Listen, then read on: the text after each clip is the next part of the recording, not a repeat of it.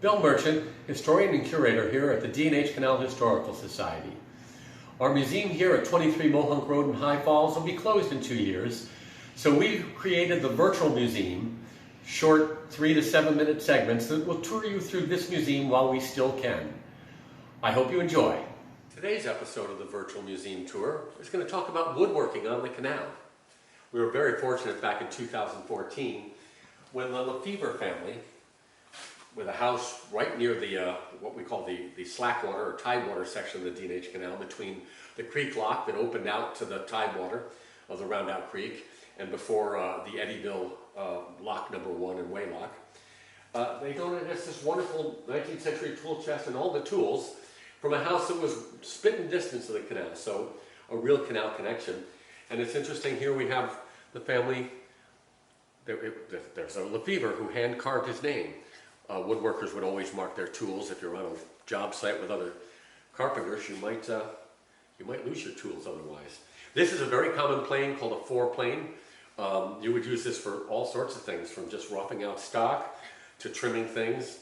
This would be probably the most common plane, and probably every household had a plane like this somewhere.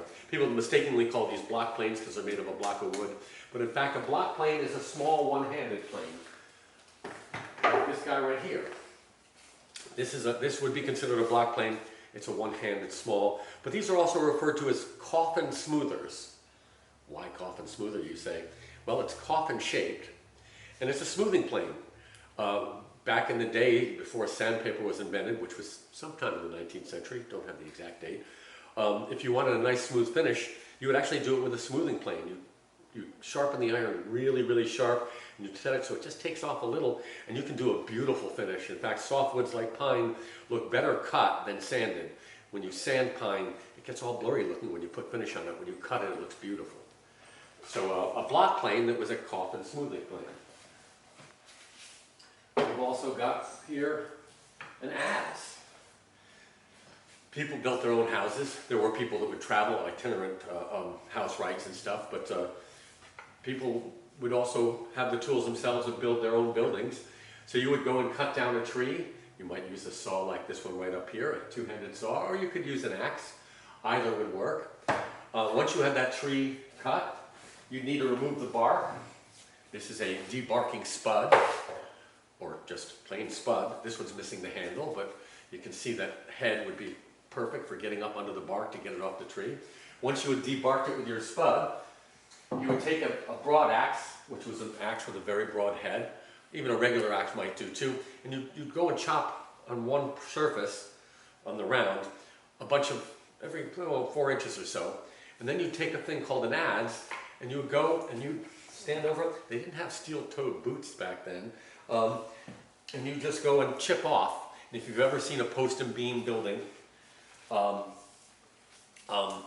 you'll see the marks from the adze and the axe right along the wood. You know, I mentioned gutters. Here is a gutter adze, so that its face is to go, and then you could do a gutter with this. So you might start with this guy, and then you might finish with a plane like this. So this is a plane. You see the tooth, the iron would stick out, the iron, the blade over here, and it would enable you to make a concave shape like a gutter. Much cheaper to make gutters out of wood back in that era.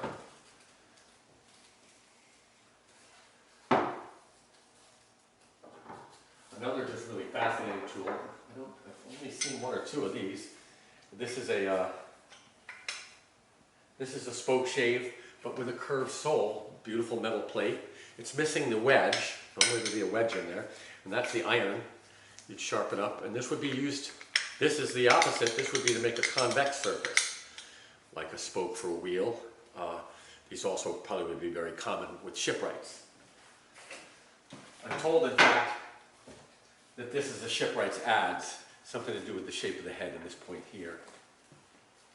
But you know, you're right next to the canal, so, and in fact, there were boat builders in creek locks. We have a picture over here of a boat being built in that area. So in fact, these tools may have been, I'll have to see if Lefevre's ever made any boats. There's something we've got.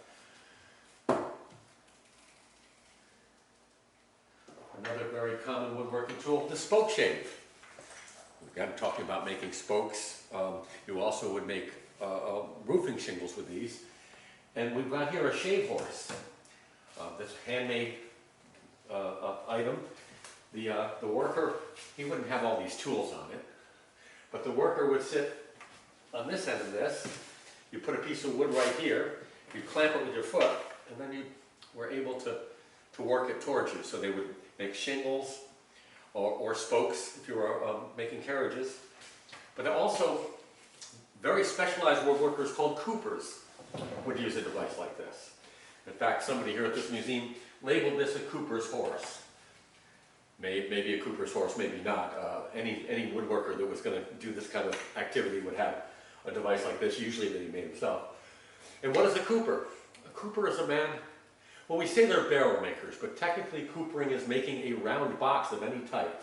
And it has to do with making wood fit. Really complex mathematics, and yet barrel making's been around since the Egyptian times. So a cooper makes barrels, and barrels were very important, but coopers made more than just barrels. Coopers made your wash tubs, they made sap buckets, they made firkins for butter, they made they made round wooden boxes. It was a specialized trade. No ship of discovery ever set sail without a cooper on board and the materials for them to make barrels. Easier to have the materials to make the barrels as you need them. Say you're going out there and killing the poor whales, you build barrels to put the whale products, we're just going to say. But coopers were really important around the canal because of the cement industry. And we'll do another segment on the cement industry.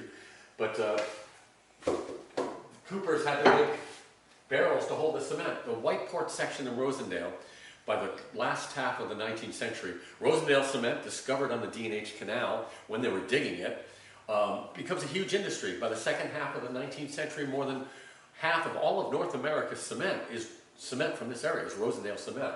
So the town of Whiteport, which grew up, it started in the 1830s and was extant until the end of the 19th century, at one point was so successful they were making 100 barrels of cement a day and 800 barrels. You needed a lot of coopers.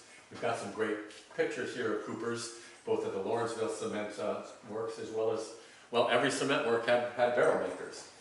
Barrel makers would make wet or dry barrels, also called white and black, I believe.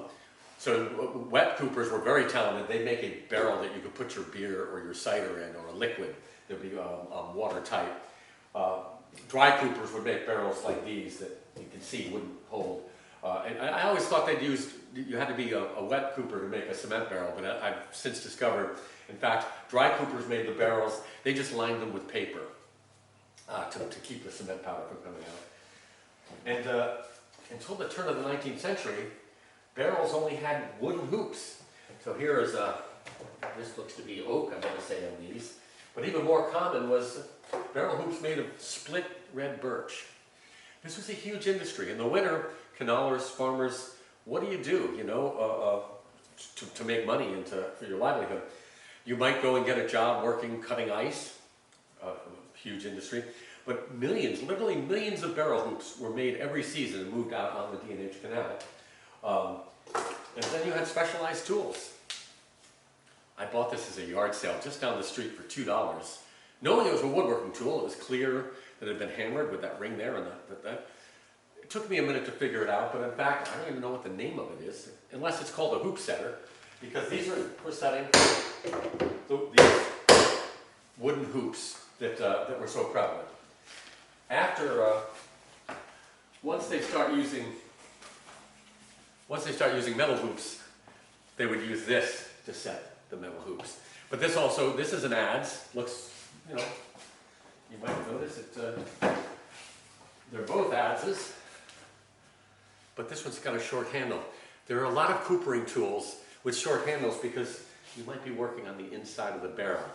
But this would be, once you started using metal hoops, this would be like the right hand of a cooper, pretty much, a tool like that. And finally, to close out this episode, two very barrel-specific tools. This is a crow's cutter. Set it on the top of the barrel, and the lid is captured in this, what they call the crows. And this tool, you set it cutter, V-shaped cutter there, and it followed that. And there you go, give it a nod. There we go like that. And then finally, you had another specialized tool called the sun plane. It looks like a regular plane here, but it too has been made to level the tops of all your staves before you, when you're finished with it, or maybe before you put the lid in. I'd have to ask a cooper. So here it is, woodworking in the Canal era. Thank you so much for joining us in our virtual tour. New episodes will be put up every week. Hope you enjoy.